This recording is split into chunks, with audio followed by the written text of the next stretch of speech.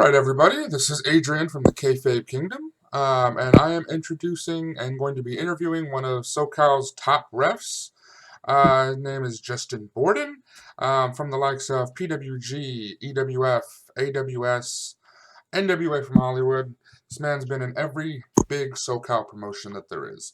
So, how you doing this morning, Justin? Doing okay. How about yourself?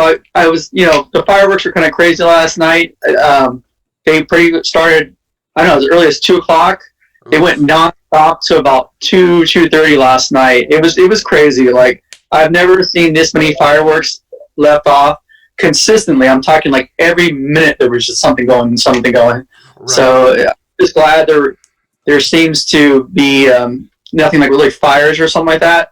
But working with previously working at an animal shelter, I know the impact it has for animals. And for those who work with animal shelters, today is like the worst day to work there, because you have a lot of elderly dogs that get scared. Some get past. You'll see a Chihuahua jump a 6-foot fence. Just because it's scared of fireworks. Then unfortunately it gets ran over, or just the older dogs just die because their heart can't handle it. My cat's pretty. I actually had to call my cat yesterday because even she was being nervous and all that stuff. So, fireworks are great, but think of the animals. I get you, yeah, and I have a dog here, and my brother and sister-in-law, they give it like Benadryl. Yeah, to help the dog, and she seemed pretty solid yesterday, so thank God for that. But yeah, I mean, basic question, how to start off is, how did you get into wrestling? By accident. I'll make a short version of it. I found out about the School of Hard Knocks. That's where Mondo started. A lot of superstars started. Jesse Hernandez, EWF School of Hard Knocks. Mm-hmm. At the time, it was Bill Anderson and Jesse were running the school. I saw in the back of a wrestling, one of the wrestling magazines. I don't remember exactly which one. Mm-hmm. So I was 19 at the time. I had no intention of going to the wrestling. I just wanted to check it out. And long story short, I was kicked out of the school.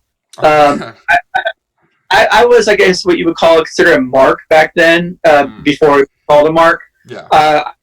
I used to read magazines, and I would memorize title histories and events and all that stuff. So my knowledge was pretty crazy when it came to wrestling.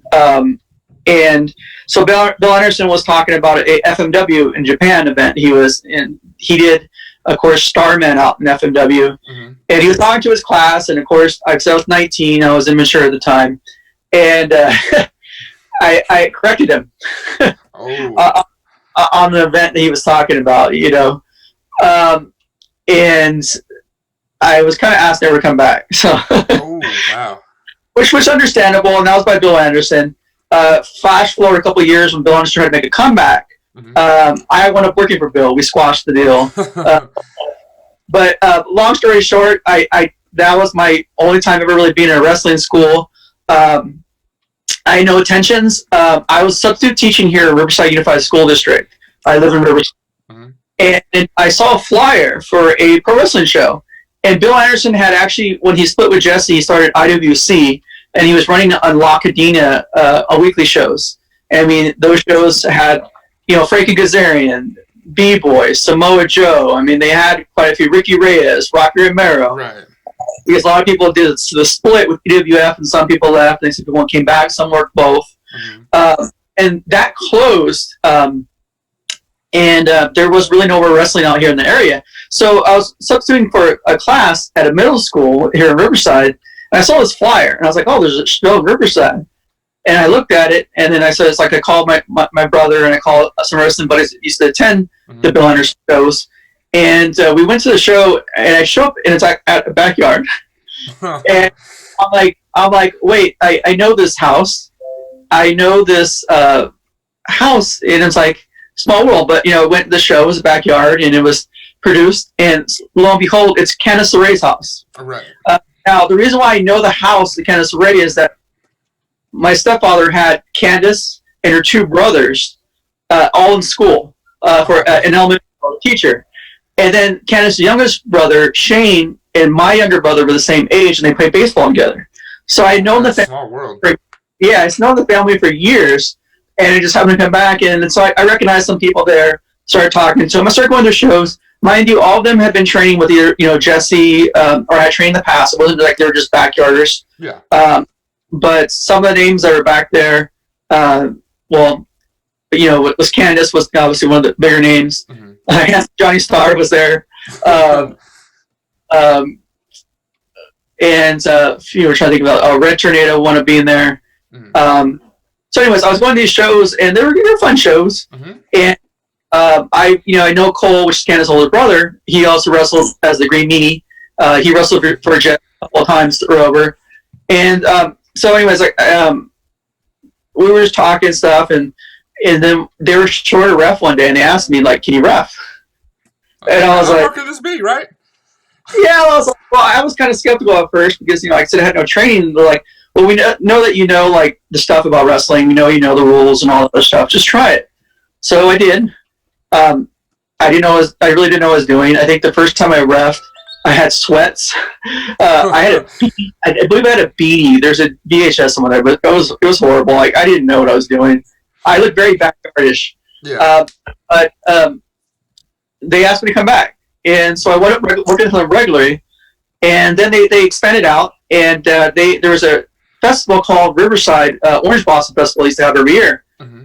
And so that was the first time I worked doing outside the backyard. And at that show, that's when I met TJ Perkins. I met the Young Bucks, who were very young at the time. Yeah, who were actually the Young Bucks? I met the Cutler brothers.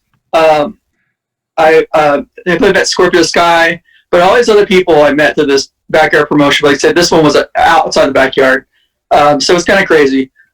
They planned on going to do shows outside the backyard. I mean, they did really well. Like I said, they were fun shows. Everyone played. I think it was fun because everyone played a different character. Like, someone had a masked character. Candace had like 3 characters. Her brother had 2. Brother had 2. They had cousins, and they all had multiple characters. But it was a fun show. Well, anyways, it didn't work out, unfortunately, so they closed. Mm-hmm. And so a lot of people went back to EWF. So like I just kind of quit. It was like, oh, fun. That was it. And then some of them had recommended me that Kid Carnage I met through there. Mm-hmm. Now his name was what's his name? Jarek Matthews now. It goes by Jarek Matthews. Oh, okay. And so they had gone back to EWF, and they were telling me, like, they needed a ref there, and lo and behold, the only ref they had was Mondo Vega. Right. So I went to other shows to check it out, as I'd never been to an EWF show before. And I was like, okay. And then, so I forgot who introduced me to Jesse. And then, so how I started, I got the first match of a show for about a year. Mm-hmm. I was at the opener show, and the opener of the show, and so it wasn't much. Yeah, but I got my second match because there was a female ref at the time, mm-hmm. and she was fooling around with a wrestler who also had a girlfriend, so they had all this drama. Oh, okay. So she was supposed to ref his match, but they were having something going on, so I wanted to get thrown my first time having a second match because of that. Then it just kind of escalated from there. Yeah, and so time came, and then Mondo did the transition from ref to wrestler. Right. And so after that, I wound up making the transition kind of to the head ref EWF, which was funny. And then, although I don't work nothing but their Covina shows now, mm-hmm. I don't think I think Nick Barker would be considered their head ref now, but I'm the most senior ref there. I've been there for over 10 years. So yeah, you've been refing for almost 15 years, right? Yeah, 15 years. So yeah, a little. Yeah, so in the 15 years that you've been doing this, right? Yeah. You've seen amazing amount of talent, right? Oh yeah. So, I mean, from like Jeff Cobb and PWG, PWG shows are stacked, right? And Cobb's great. Do you, from like Jeff Cobb and Pentagon Jr., those are like 2 totally guys on the opposite end of the spectrum. So do you have to referee them any different? A little different, but it also depends on the type of match. Mm-hmm. Pentagon, a lot of times you see him, sometimes he gets a little hardcore. Yeah. And then sometimes he gets, he can wrestle straight lucha. He's an amazing wrestler, like he can go. So it just depends on the structure of the match. Cobb's pretty simple for the most part. So he's a great guy. Actually, just talking to him about a week ago. He's one of those really good guys of this in wrestling. Mm-hmm. Pentagon's another great guy. Him and Phoenix are amazing. They're really family oriented. They're really nice guys. Every time I see them, which is rare now because of course their contract up 8 plus wrestling itself mostly shut down. But they're always really grateful. They always call me out. We always have a hug and all that. They're just really great guys. But yeah, like I said, it just for the most part, it could change mainly in the style of the match. Cobb's pretty simple overall. His is mainly powerhouse wrestling. But Pentagon can change up. Because he sometimes he'll go straight lucha. Sometimes he'll go a little lucha plus hardcore, or just sometimes just hardcore. So yeah. So, you obviously, Pentagon Jr.'s kind of gained a lot of fame in North America from Lucha Underground. Oh, of course, yeah. And you were one of the main guys, refs at least, in Lucha Underground. What was that like? Because it was almost like a TV show, right? It wasn't. It was wrestling, but it was also it had a huge movie type of. Yeah. Robert Rodriguez backing it, right? Yeah, it was considered technically a reality show. We were. I think the first season was consideration for an Emmy or something, right? And then of course we got the reality show TV. It was, people argue whether it was wrestling promotion or not. They had wrestling, but in reality it was a reality show. And that's it had some cinematic stuff added onto it. But yeah, so it was a TV series. It wasn't a wrestling promotion because it did very little touring. It tried a tour. Did some dates. Did the South by Southwest one year, and like I said, had a few dates in Arizona and in California. I think one other place. I know there was talks at one time, but there was always just funding and sponsors.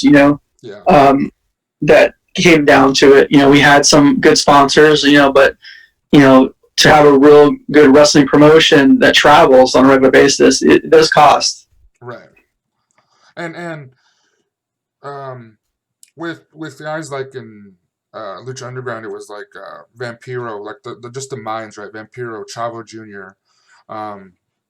You can even go down a little bit farther, like Reclon Stevens, who was Big Rick. Did they show you anything? I mean, those were more of the talent-based guys, but as far as Chavo was a producer, right? So did he have any meetings with you or anything like that? Let me start actually with Big Rick. Season 1, because that's all he was part of. He's a really cool guy. Mm-hmm. He teach me because it was I had done TV with Hollywood. I had done Lucha Libre USA. Mm-hmm. Each of those were different experiences, but this was very.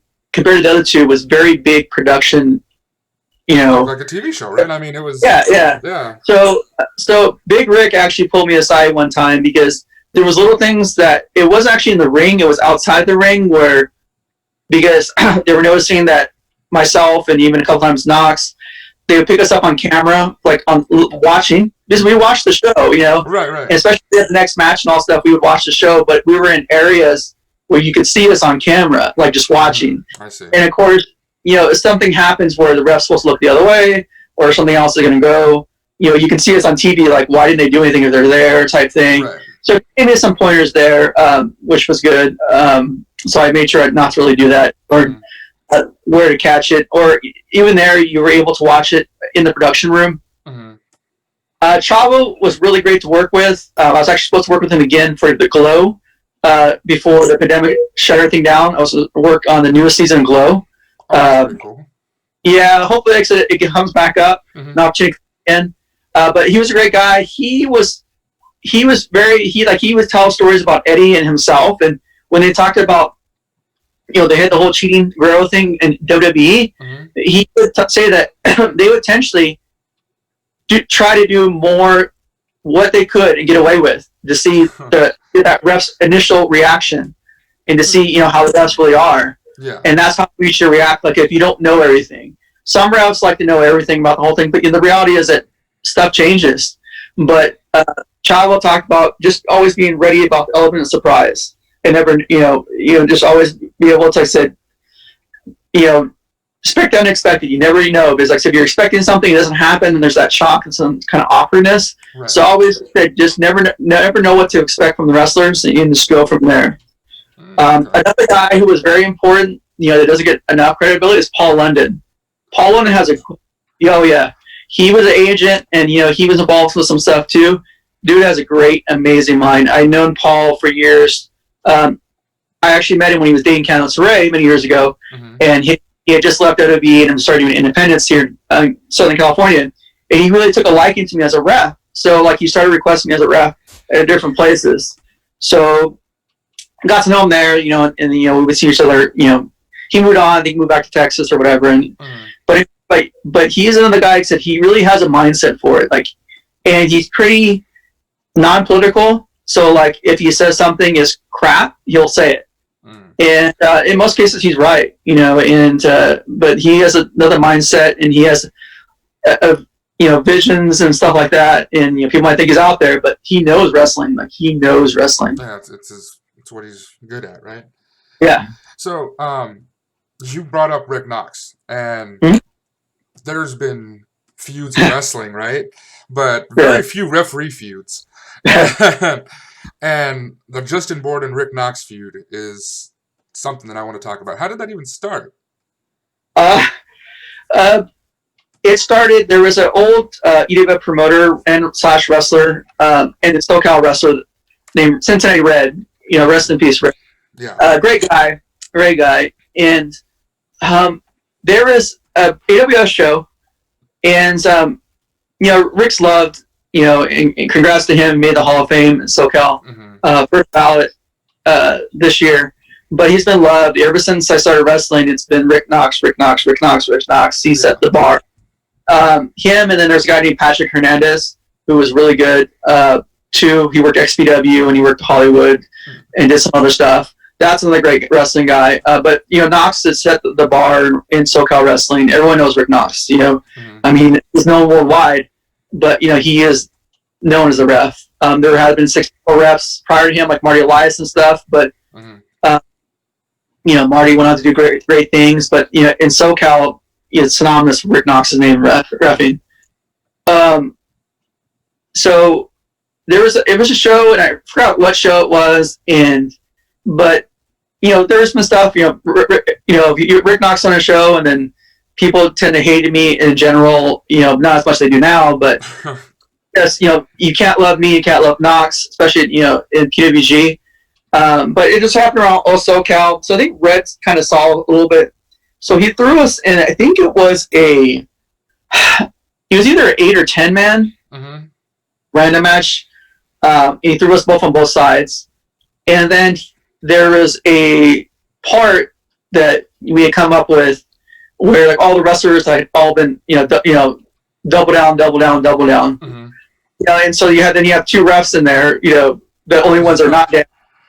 So it was this thing where we kind of checked our own do the natural thing as a ref would do. We check on our partner though in the ring, and it would cause we hit backs. And then so it turned, we hit backs, and then we kind of turned around, face, and then there was just some words exchange, and then a push, and then we started going at it, and the crowd reacted to it very, very well. So of course, that's where it kind of started, and then it just things were happening, and it became kind of a hill ref, and then Knox happening, and then we just kind of figured at it, and then it just came to the point where we had the match, and it's still a love hate thing. Like I said, Knox is a guy. Funny story is that our families have known each other for years. My uncle, my youngest uncle, and Rick Knox's uncle Rick Knox's brother were friends. They all attended the same high school. Knox was a couple years younger than my uncle, but they all attended the same high school. So my families have known each other for years, and it just. I mean, you've been all around wrestling your whole life, right? I mean, without even knowing it. Well, yeah, without knowing it. So, but it's just funny how things happen. It's fun. I do really feel bad because in the match we had, I left him a scar on top of the head. and I left scar-free. But it's enjoyable. People still talk about the match today. Yeah. It was funny when we were looking at Lucha Underground, working for Lucha Underground. Mm-hmm. The triple A promoter slash part owner, Mm-hmm. Dorian from AAA was talking about how one of the nights after the shows are having dinner and they watched our match. Oh man! He said it was like one of his favorite matches he's ever seen. I mean, that's a huge compliment. Yeah. So it's just fun. It's entertaining. People ask if it ever happened again. It will likely not. I think it ended. We told the story. It ended how it could have ended. And I don't think there's a point of trying to relive it. There's always little sparks of here and there, but I think so. We had a story to tell. We told the story well. We gave the crowd what they wanted, and so we can go from there. Yeah, and that's how a story's supposed to be told, right? I mean, it was built, and then you guys had this moment, and it's done.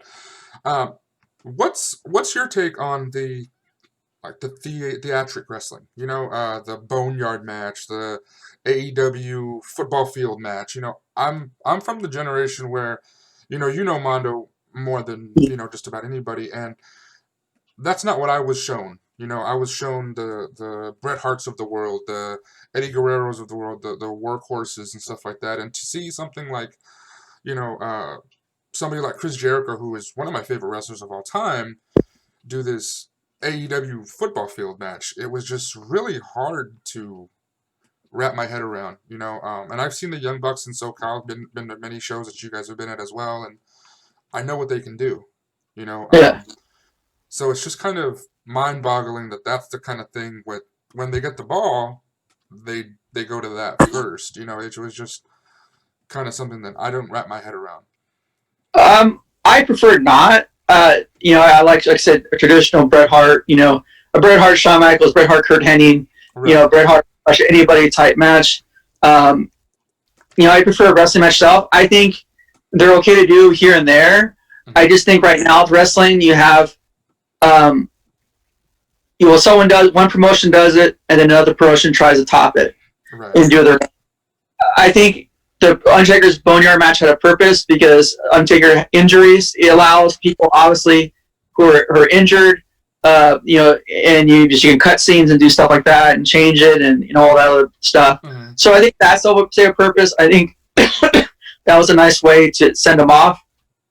So that I understand. I know in the Bucks match there were people injured, so that might have been to do it. But the thing is, it's a hit or miss type thing, and unfortunately sometimes it just doesn't hit. Right. And I hopefully you don't see it more often. With like I said, Lucha, it was cinematic, but like I said, it was a show, a TV show. So like I said, we had it consistently on part of stuff. It wasn't wrestling match itself, but it was cut scenes and other stuff that went on. So it told along lines of stories, so it made sense. Right. Because once again, we were a reality television show, wrestling show. Right. So it was something that it made sense. Where I said these are actually wrestling promotions. They said you can overdo it. You can definitely overdo it, and then I think it once it defeats the purpose. And then when something that really it's special that you can have, it kind of takes away that from it. But I think just a lot of times in wrestling, you got one promotion does one, sees it works well, and then tries it themselves, and sometimes it works, sometimes it fails. I know with Lucha Underground, there was the whole New Day and Wyatt family thing, and a lot of people talking about how they stole that, the kind of stuff from Lucha Underground. Mm-hmm. It was okay, it was different, but it just didn't really make sense. Mm-hmm. Because regardless of the feud, it just really didn't make sense for that product. Right. So, everyone has their own flavor. I prefer just like I said, a great classic match, so I can say, man, look at this match. Right. But people are gonna try to do things different because if you just do the things same all the time, like I said, sometimes it can be boring. Right. So it's just a hit or miss type situation. Yeah, I get you. And to go back onto the heel ref, I remember you talking about becoming a heel ref in the Rick Knox situation and stuff like that. That's when you joined Hate, right? Well, actually, it's a little bit before. It's just kind of a heel rep to kind of with the Knox thing, just a natural. But it kind of led to the Knox. That's the Hate thing. Mm-hmm. I was approached by Hate around the same time. Mondo was approached by Hate. They were looking for predominantly non-wrestlers to join the faction. They were going to do their first all Hate show, and so they wanted to introduce, like I said, kind of non-wrestling. They kind of had Damien Arsic as a manager role. I know they wanted Mondo kind of but similar, but they wanted him as the mouthpiece, and then they wanted me as the ref. So, okay. I mean, that's a lot of guys too. That's like Ray Rosas, Tito Escondido, Ranchi Rico. Like that's a bunch of different guys. Like, how did you come about it? I mean, did they just come up to you and say, "This is what we want to do"? And Ray was a leader. Like he was actually a leader behind the scenes too. And he would tell me some ideas, and he asked me if I'd be interested. I'm like, of course. I had known Ray for years. I actually knew a lot of Santino guys. Not that I trained with them, but I started working with them when they started using them a lot more at EWF several years ago. My first wrestling match was actually a tag team match against Santino guys at a Christmas special. So, but I also worked with them at a promotion called LCW, Legion Championship Wrestling. And so, like, I got to know a lot of the guys, over the years, and working with AWS and other promotions around SoCal. And they were just telling me the ideas, and then I was like, yeah, I'm all aboard. It's funny though. There was a well, I remember a Hate that never happened. That it was actually an idea of me and Ray's, and he was all down for it, and then it just never happened. And but it was Jungle Boy was supposed to be a member of Hate. Really? Yeah, it was. Me and Ray were out to dinner with his wife and a fellow friend, and we were just talking about it. At the time, it was we were getting ready to kick out Bateman, and because Bateman at the time, didn't really need the group anymore. He was a Hollywood TV champ. He was AWS champ. I think a Santino champ. Oh man! And so we were talking about how to get the boot, and so. Ray, had worked with Jungle Boy. Hate kind of formed at UEW, and that's where Jungle Boy was at the time. And so it was funny because we hit up Jungle Boy at dinner, and they wanted him to do turn heel, but like he wanted to make me something. So the original idea was for him to reveal himself at an AWS show when we're kicking Bateman out, and he would be our cruiserweight representative of Hate. Oh wow!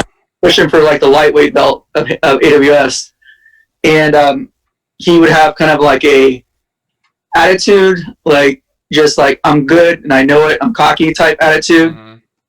Or movie star son, like that's the perfect heel, like And that was the thing too. Like his dad was very supportive of him. Like his dad, Jungle Boy, I don't know if you knew about this. He actually trained many years ago as a kid. He actually worked AWS shows. I think Mom even had a spot with him. I think he was maybe 10 or 11 at the time, but he trained with Rick Bassman in New York Knockout Nikki, and so he would manage her.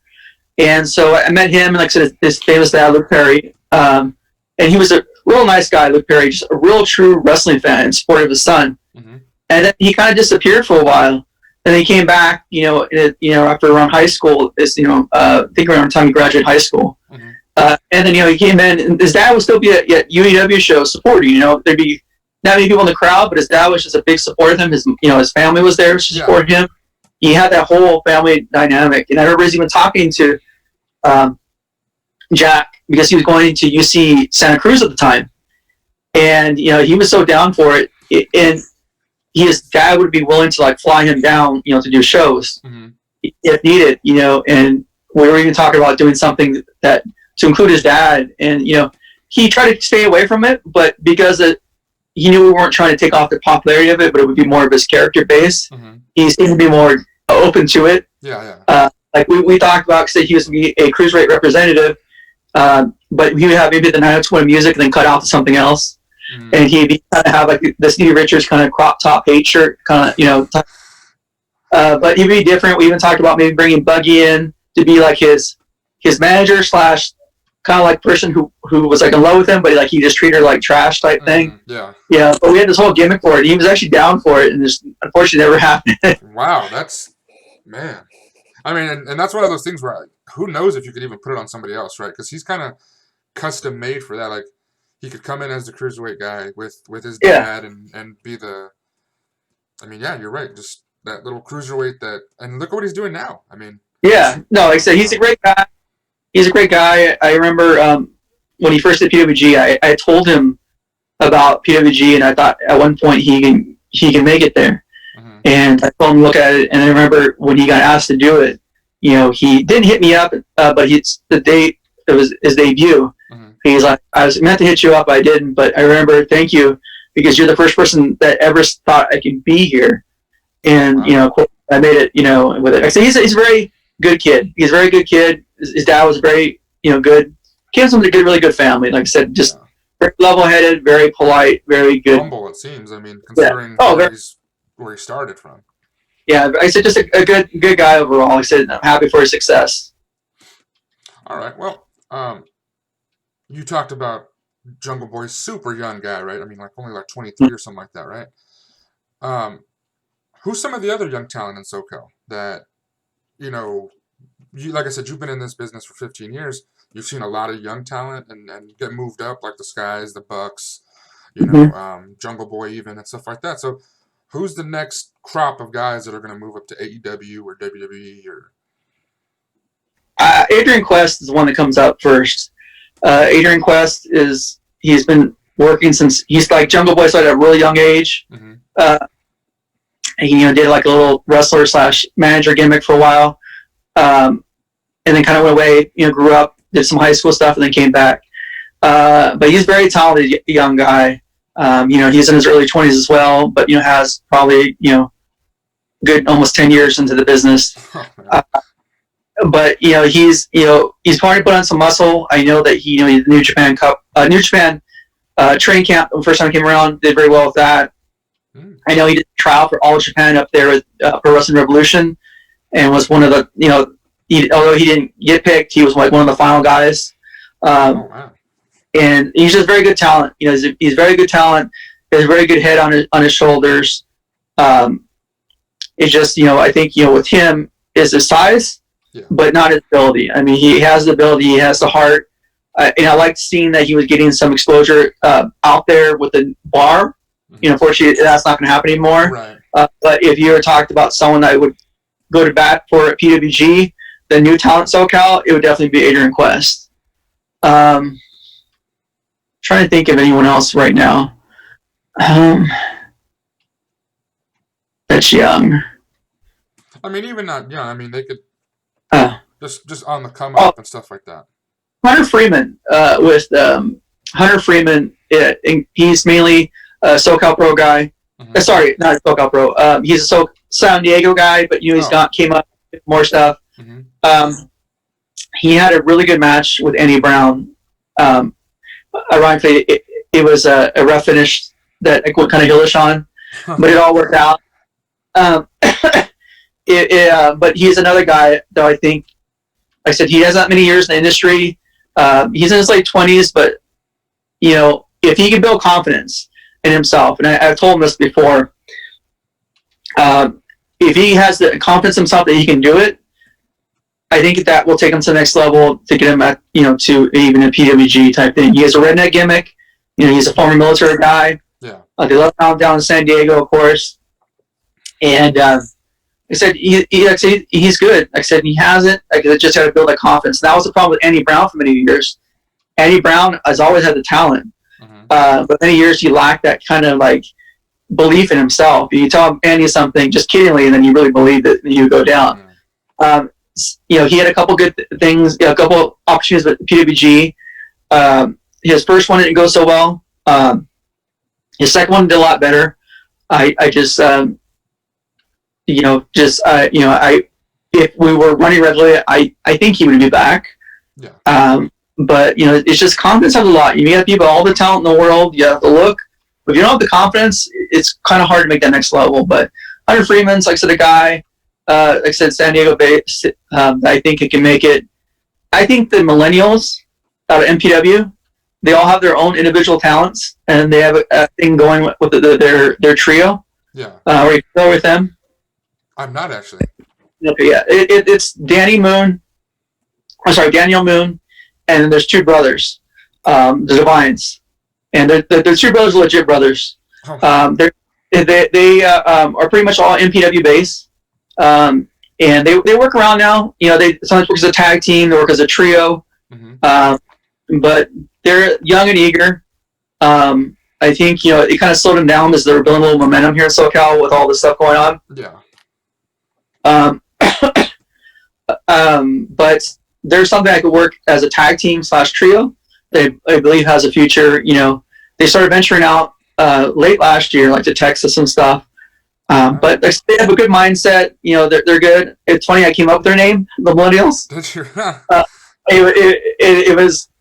It was what was weird is like I woke up, checked my Facebook in the morning, and they did a promo, and they had turned heel. They promised they've been all good guys. Right. In real life, the brothers are real good Christian. Catholic. Good. Yeah. So, but they went heel, so very different for them. And so I saw the promos, and they're throwing this. I said, and everybody hit them up like, "You guys have a name?" And like, no, there's just MPW or something like from Millennium Pro Wrestling. I said, why don't you just use the Millennials? And they were like, got it. Yeah, and it worked. It worked for them. So they used the name. It's just funny how you come up with stuff, and like referees, like, you give suggestions sometimes. Sometimes it works and they don't, but it's funny when you do something and it's like, try this, and it works, and it's like changed their whole career, right? I mean, like, yeah, you could be that guy for them. Yeah, it's funny because they're very they don't forget, and a couple times I give them suggestions and they come back. Like the first time they worked for Championship Wrestling for Arizona, we had talked stuff and like thank you. It's funny because they all hit me up at different times, and they're also traveling back. So I got like one message like at 1:30 something a.m., one at 3 a.m., and then the one like next one. It's no fault to theirs, but they were just all appreciative, the same type thing, and they just. Like I say, I think that's part of the business is giving back to the next generation. I'm not an expert by any means, but I have been in the ring with a ton of people. I have done a lot more for someone who never trained, someone who never had done the wrestling. I've done a lot. I've seen a lot. I've dealt with a lot. Yeah. So I just like to share, my knowledge, with it. Did you ever? People may want to hear it, but it's like it's. I do it not to ever like discourage anybody. It's always just to help, see things, because as a ref too, a lot of promoters come up to refs and they'll ask you, like, they're looking for something. They're like, I'm looking for something, you work around, like, who do you think might fit this role? And it can go both ways. It can work in someone's favor and it can work in someone's favor. Like Danny Limelight is one, for example. We're very good now. He's a really nice guy, but when he first came into the wrestling scene, he had attitude. He had extreme attitude, and he blew me off a couple times. Like, just blew me off in the locker room, blew me off. And I'm not the one to ever expect, you come to me and say hello to me. No, I will go to people, regardless. I'm the type that goes, introduce myself. Especially if I met him, but I'm not one of those people, because you have unfortunately some who are like, you come to me, I've been here so long. Right. No, I'm not like that. But I always give someone the benefit of the doubt. Maybe didn't see me, had a bad day. But if it happens again, then it's like, you know what, I'm done. So unfortunately, so he had a little chip on his shoulder, a little attitude first time around. And EWF was actually looking for a tag team at the time, and the booker was asking me, they were looking for a tag team, heel tag team. And they were looking for a heel tag team to put titles on as a transitional champ. And I liked the tag team of him and Gino Rivera. And I like Gino. He's a good guy, also known as Seville. And what happened was, there you go. I didn't like Danny. And so I didn't get the go to. I said no. I said, Seville would be good at it, but like I said, it's tag party don't really like. And I was honest with Danny, and I told him later on about out it. Like, so we're good now and all that. And he knew. Yeah. He hit up some people wrong. But he's another guy. Actually, he's another guy that has potential too. He's a guy that said that his head's on straight. He has a good look. Yeah. He has a very positive attitude now.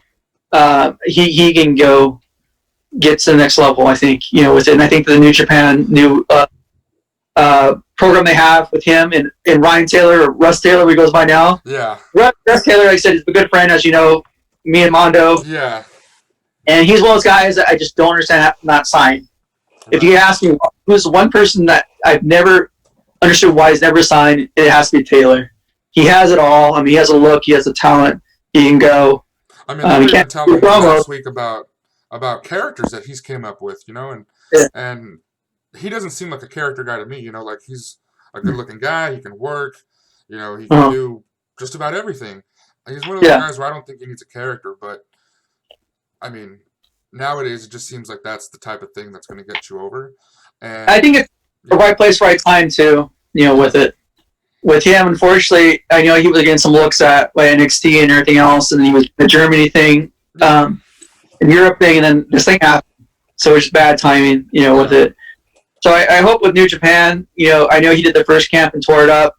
Mm-hmm. Hopefully this gives him opportunities. He has a style that obviously can go really well in Japan. Right. A look that can go really well with Japan. He's married if he goes to Japan.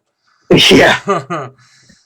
Russell. Yeah. Or Russ by now. Yeah, and then that's the thing, the amount of talent that, because they opened a New Japan dojo down here too, right? That's like kind of where Sky and Kazarian and Daniels are kind of like, well, that's what they were doing, right? Before they went to AEW? No, Sky had been one of the trainers there. Oh, okay. He had been one of the trainers there, and like I said, Russ and Adrian, or Taylor and Adrian did the first camp, and they were like kind of standouts there. Mm-hmm. I know they've done some follow-up on there. I just think that, they were looking for young boy type stuff, and I just, didn't work out. But yeah, it was, Shibata was a trainer, and so was Sky. I don't know who they train now, but I know Shibata even did some personal stuff with Russ and Adrian, just did their kind of top of class type thing. Mm-hmm. I'm sure Rocky Romero is involved somehow, being that he's all that.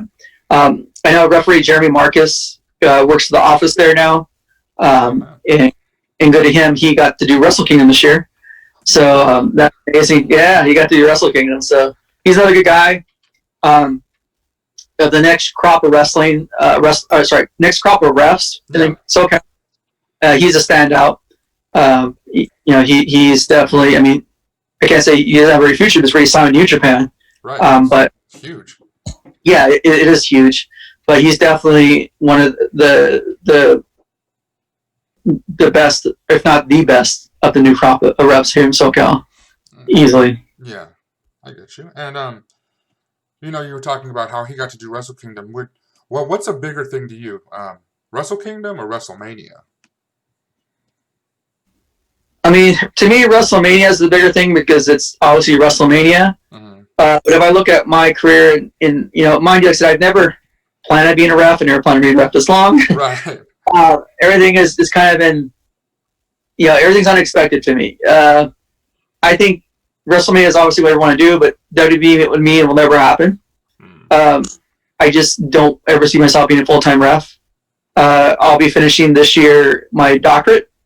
Oh, wow. And so that's what's important to me. Stability is important to me. I have a job that's, even though I'm out of work right now, technically, I still get my salary and my full benefits. Oh, wow. In wrestling, that doesn't not guaranteed, your contract, all this stuff.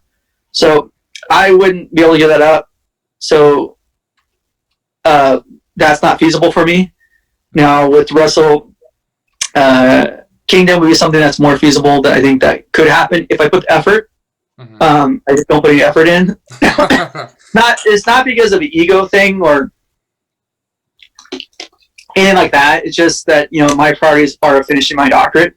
Yeah. And so that's my priority on that part.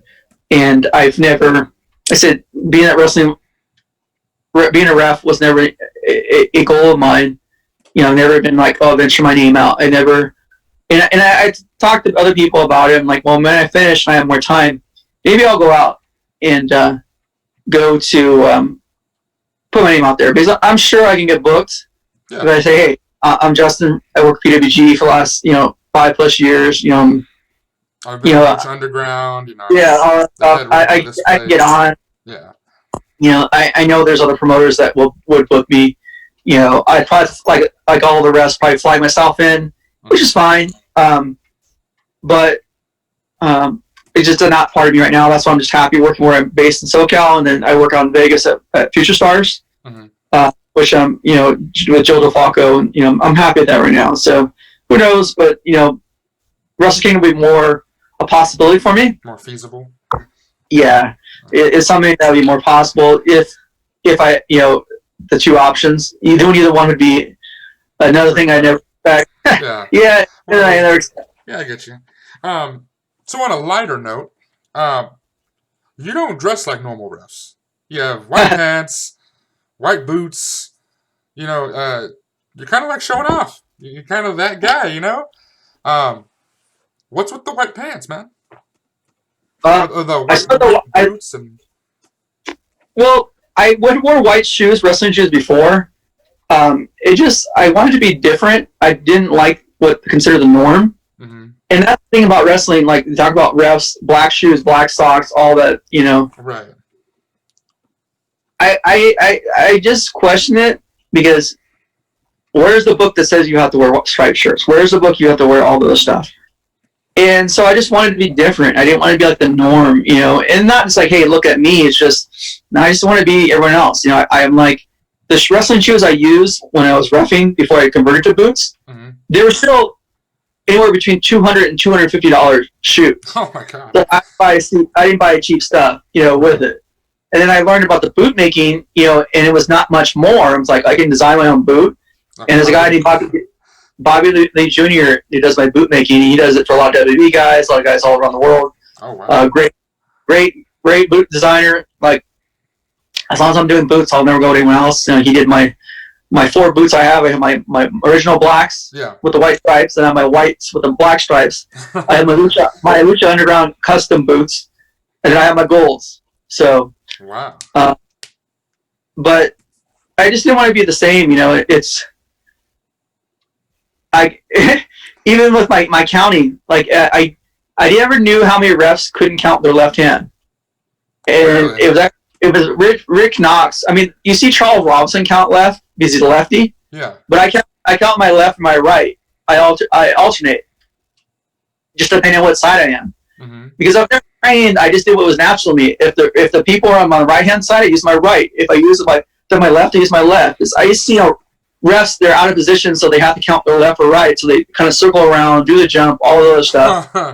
So that's funny. To me, I never noticed those things. And I mean, I've been watching wrestling my whole life, and that's just one of those things that only a ref would see, right? I mean, well, yeah, I didn't notice it until Rick Knox told me. He's like, "Why do you count your left?" I'm like, "Doesn't everybody?" And then that's when I look back. I'm like, "No, people don't count with left and right." And that's one thing he's always said about your credit. He's tried doing both hands, so he just can't.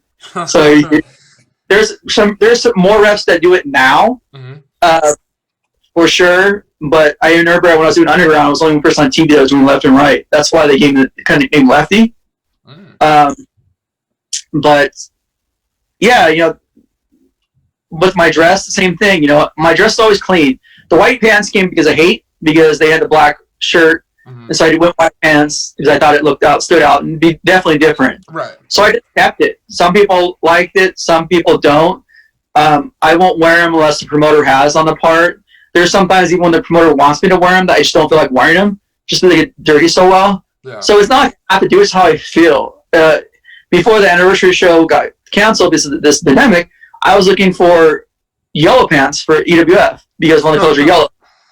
But the promoter doesn't care what I wear there. But I mean, I'm always professional. I always look, good. Right. And if someone doesn't want me to do it, I don't do it. And sometimes I just don't want to do it. But I don't want to be the same person, because if you look at all of Japan wrestling, especially in the late 70s and 80s, they had the Japanese ref. Dude was wearing some orange jumpsuits, red jumpsuits, red pants, white pants. I mean, even in Japan now, they have red shoes. Yeah. And he's that's his character. Yeah, and like I said, Tiger Torre was wearing Adidas sweatpants. Track. But the people are like, there's a wrestling group I belong to on Facebook called a ref group called Zebra Talk, and you got some old school people there. And I don't mean disrespect. Like, oh, I may disrespect. Look at some of the old school tapes. If you look at one of the Battle of the Titles, or one of those classic NWA ones where they had like all the champion, the Florida champion, the Southern champion, all the territories, all the territories. There's like one year, you got ref wearing red pants, white shirt, red bell bottoms, like black shirt, black pants, whatever, orange, blue. It's just all these different colors. There's no standard code. Right. So I'm not the first person to wear white pants. I'm not the first person to wear different color points. But there are people, a lot of respectable refs wearing different colors too, because it was different at the times and whatever it was, and it's just like, I don't know. Except people just don't like it. I don't really care. I know me and a certain Jervis Cotton Belly, whatever, don't get along because of his tirade he went with me on bar. But wrestlers aren't bothered by it. Promoters aren't bothered by it. Why should others be bothered by it? So it's you're not trying to take away from the match, right?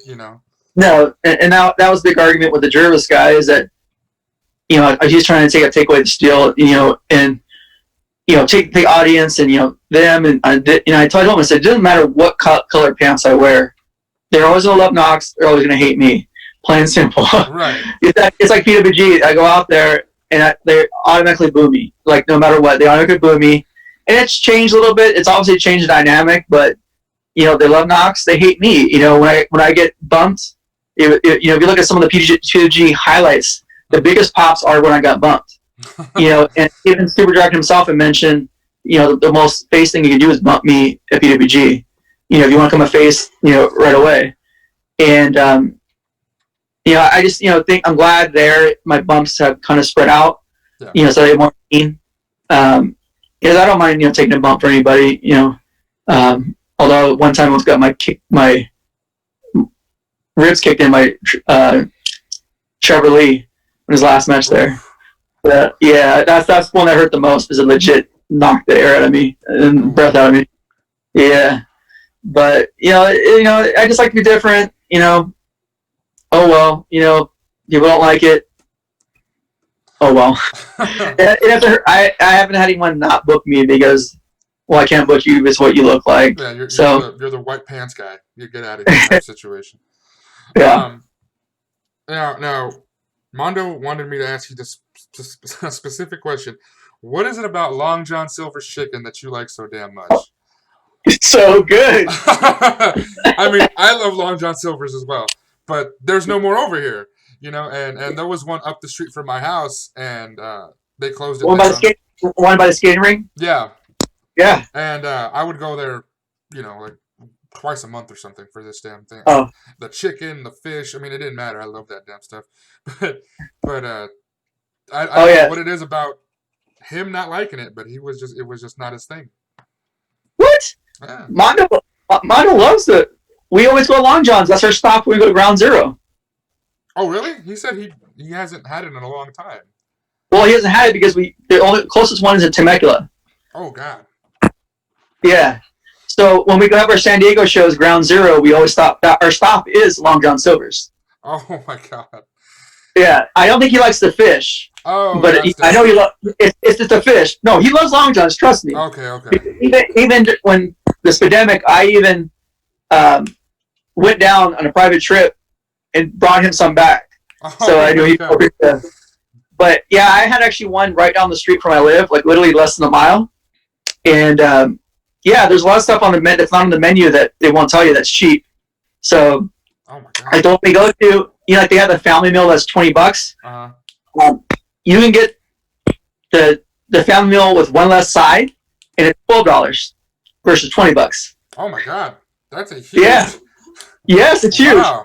8 pieces of chicken or fish, one side, and the hush puppies for $12. But it's on the menu. But a Long John connoisseur like myself knows. Man, that's going to Long John for a long time and figuring out the secret menus and stuff.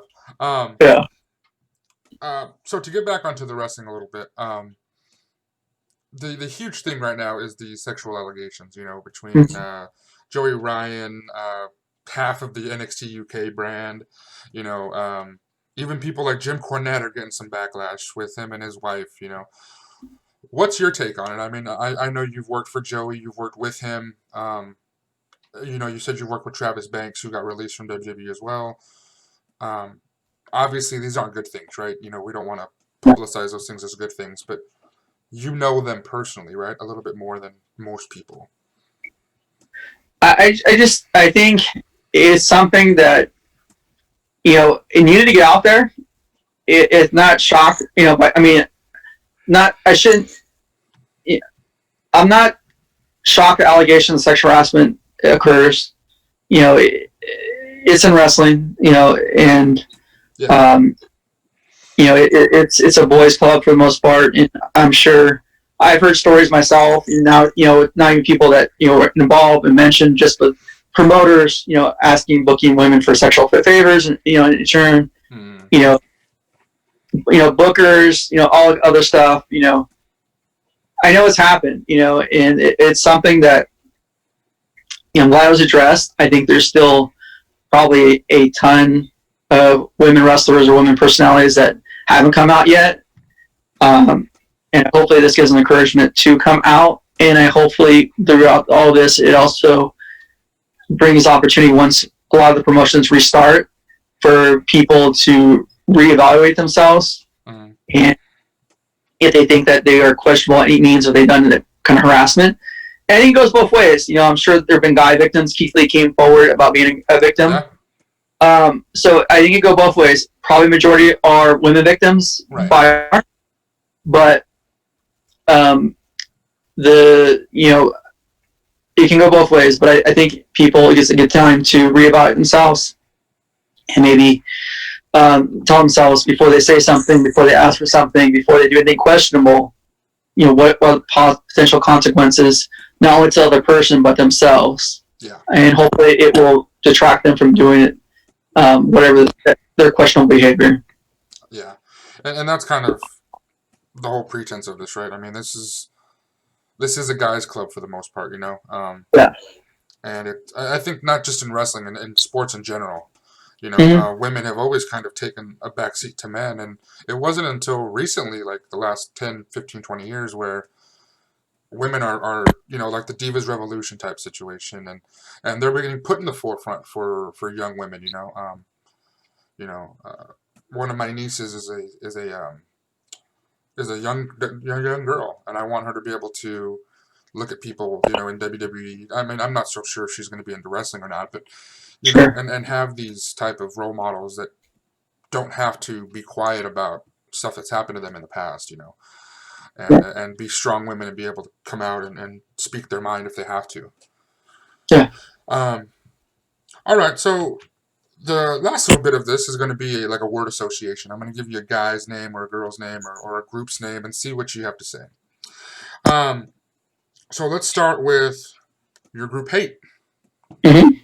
Let's see what do you have to say about Hate. Fun times. Miss it. Brotherhood. Joey Ryan. Disappointment. I worked with Joey. I said disappointment. Yeah, probably disappointment. Ray Rosas. Leader. Underrated. Very underrated. I've seen him with Peter Avalon, and I remember him as PP Ray. That was one of the better tag teams in EWF that I can remember. Yeah. And the Fallen Empire feuds with them, and it was just a really good overall. I remember he was a fantastic talent, and still is. I mean, I know he's a head trainer, but yeah. Candice LaRae. I just think of her innocence, just sweet girl, talented, and just think I am happy for her success. Yeah. From Riverside, right? She's from Riverside. Yeah, like I said, that's where I started. Yeah. So I always have and just seeing people like that from the Inland Empire, I saw where she worked from backyard. I saw she had desire to be to WWE from day one. She had this, that was her goal, and she worked hard, and that she made it. Yeah. Marty Scurll. Very talented. Great mind. Hopefully not true. Yeah. But we'd like to work with him again. That's good. Conan.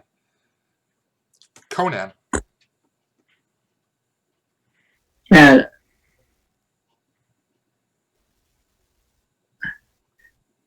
Hall of Famer.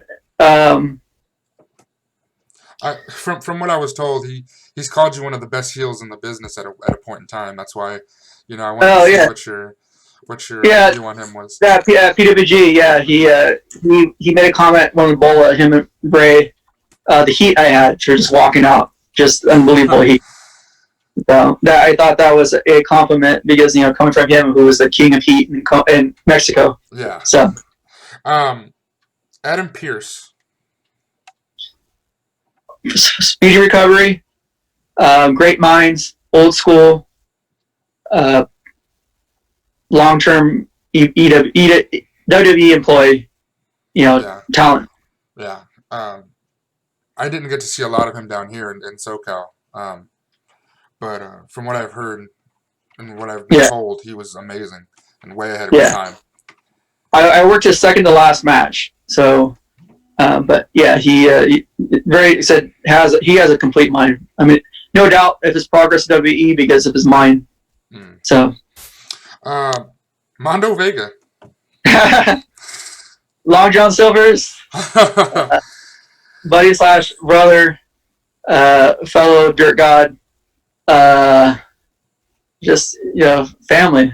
So, Rick Knox. Same thing, like family, brother, rival, but I'm happy for him. Just my road mate. And this last one is going to be interesting. Dario Cueto. Amazing guy. Really? Are you talking about that? Dario Cueto. I mean, I guess I don't know his actor, so I'm going to go with his character. I mean, amazing guy. This is for both his character and himself. Amazing guy, great talent. Kind of off work session. Didn't know much about wrestling, but learned. But just very professional. His character seemed larger than life too. I mean, he was a fantastic actor. It was very fun to watch. Yeah. All right, so that's kind of it on my end.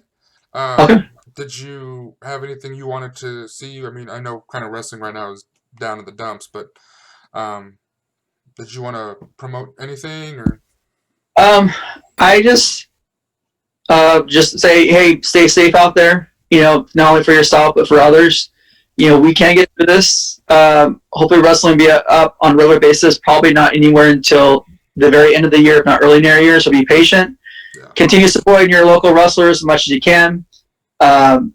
Support the different like new projects that we're using, local promotions. Local, I'm not gonna say anything. But yeah, I mean, just keep supporting out there. Be safe for you and your families out there, and just thank you for having me. No problem at all. Like I said, always humble by people wanting to talk to me. I find myself a very boring person. So I mean, this is what I've done my whole life. I mean, I've wanted to be in wrestling my whole life, and I can't do it the physical way. Yeah. So and I love California and SoCal in general.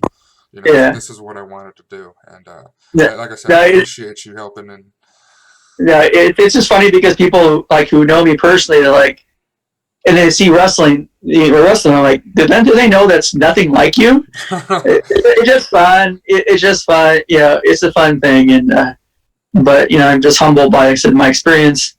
Everything I've done for a career that started in a backyard, no training.